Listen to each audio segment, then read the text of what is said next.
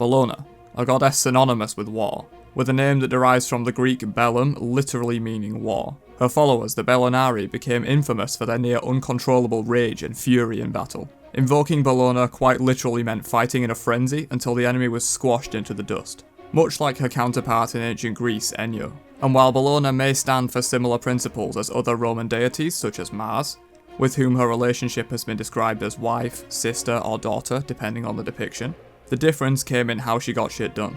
Bellona was not all bloodshed and war frenzy though. She also played an important role in the diplomacy of ancient Rome. Her first temple, erected by descendants of the Sabine people of the ancient Italic tribes, some of which accepted Rome's rule in the Great Division, and others who were crushed later in a rebellion by the might of the legionnaires and assimilated into Rome, descendants of which became great Roman leaders and scholars such as Numa Pompilius, the legendary second great king of Rome. These same descendants brought with them their culture and their deities, Bellona coming with them. It was Appius Claudius Caecus, a descendant of the ancient Sabine people, who brought tales of Bellona's glory to Rome, and erected her temple in Campus Martius, the Fields of Mars, outside the walls of Rome in 296 BCE. This temple will become the base for foreign operations and diplomacy, detainment of suspicious types not allowed to enter the walls of Rome, and where wars were strategized and won. The soil on which Bellona's temple was erected was declared as neutral ground and not part of Rome, which allowed it to be the place where foreign ambassadors and generals were received. The Columna Bellica, or war column, was located outside Bellona's temple to symbolize the border of Rome. If a spear was thrown over the column by a priest of the Bellonari into enemy territory, it was a declaration of war.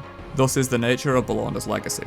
Bellona's outreach was huge, such that she even inspired a cult of sorts with devout followers who celebrated Dies Sanguinis, the Day of Blood, in Bellona's name. Held on March 24th each year in Rome, followers of the cult would perform blood offerings and drink sacrificial blood in order to curry favour with the legendary war goddess for their battles to come. It was common practice to indulge in the use of a hallucinogenic plant named the Bellonaria during the Dies Sanguinis, as it was said it could invoke prophetic visions of the goddess herself. Being a female goddess, blood offerings brought before Bellona would be females, so hens, cows, and other female birds were common offerings to Bellona by the Roman people. However, darker rumblings speak of early sacrifices to Bellona being human.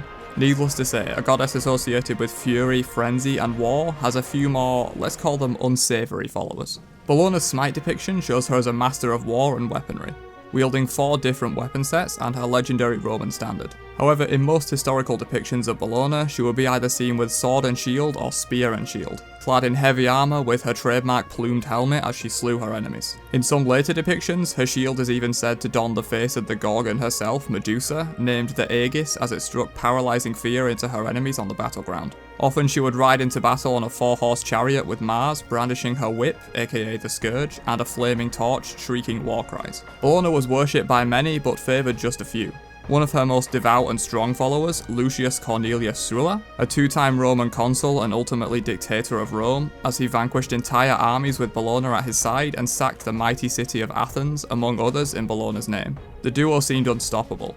Sulla was awarded the Grass Crown, the highest of military honours, for his valour and ruthlessness in the Social War of 91 to 88 BC, where he carried the Roman Republic to glorious victory against the many cities and tribes that still refused to accept Roman rule. Needless to say, they were crushed into the dust, all with the help of Bellona. This victory in the Social War led to the Romanization of Italy, in which Rome conquered and assimilated all remaining cities and tribes that stood against them in the formation of the Roman Empire, which would eventually come to stretch throughout Europe, Britain, Africa, and as far as the Middle East. Known colloquially as Imperium Sin Fine, the Empire without end.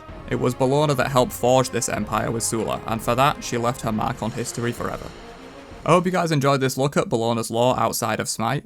I know this is a very different thing to anything I've done before, but if you stayed until the end, you probably enjoyed it, so do let me know down below. If there's enough support for this kind of a series, I can definitely make more of these on some other gods and pantheons. But that's about it for me for now. Have a great day, and I will catch you guys in another video. Peace out, you nerds.